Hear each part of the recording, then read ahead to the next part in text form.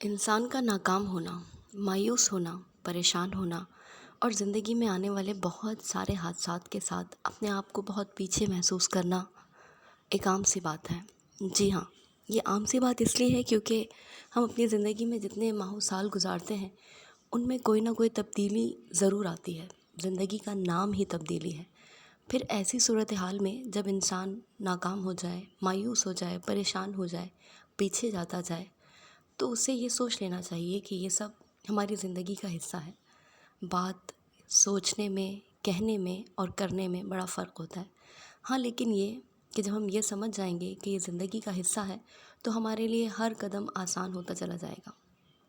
اب اگر آپ کسی وجہ سے ناکام ہوئے ہیں یا آپ کسی وجہ سے پیچھے جا رہے ہیں تو یہ مت سمجھیے کہ یہ زندگی کا آخری لمحہ ہے، بلکہ یہ یاد رکھیے کہ زندگی آپ کو خود موقع دے گی کہ آپ آگے بڑھیں۔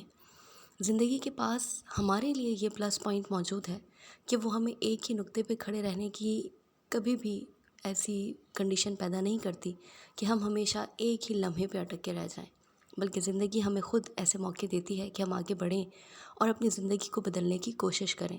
یہ بات ساری ہے ول پاور کی۔ انسان کے پاس اگر جدوجہد کرنے کی، کوشش کرنے کی اور لگن کے ساتھ اپنے کام میں جڑے رہنے کی عادت ہو تو وہ کچھ بھی کر سکتا ہے۔ جی ہاں، کچھ بھی۔ ناممکنات تو بہت معمولی سا لفظ ہے۔ ہاں، یہ یاد رکھیے کہ آپ کی امیجنیشنز آپ کے اپنے اصل روپ کے مطابق ہونی چاہیے۔ ایسا نہ ہو کہ خیالوں میں آپ بہت دور ہوں اور حقیقت میں آپ کا اس سے کوئی واسطہ نہ ہو۔ جناب، تو بات ہو رہی ہے ناکامی کی یا مایوسی کی۔ جب انسان ناکام ہوتا ہے تو آبویسلی وہ مایوس بھی ہو جاتا ہے، اور جب انسان مایوس ہونا شروع کرتا ہے تو اس کے لیے بہت آسان ہوتا ہے ہر چیز سے نگیٹو پوائنٹ نکالنا، ہر چیز سے نگیٹیوٹی سوچنا، ہر چیز میں یہ سوچنا کہ میں ہی پیچھے ہوں، میں ہی برا ہوں، مجھ سے ہو ہی نہیں سکتا اور میں تو کر ہی نہیں سکتا۔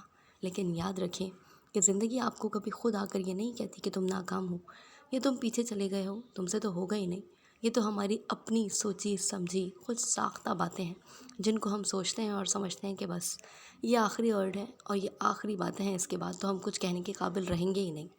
یاد رکھیے کہ ناکامی پر اگر آپ افسردہ ہیں تو رو لینے سے دل کا بوجھ ہلکا ہو جاتا ہے۔ رونے کے بعد جو مایوسی کا غبار ہوتا ہے نا، وہ سب کا سب دھل جاتا ہے، اور مایوسیوں کے آنسو آپ کے دل سے ایسے چھٹ جاتے ہیں جیسے کبھی آپ نے سوچا بھی نہ ہو۔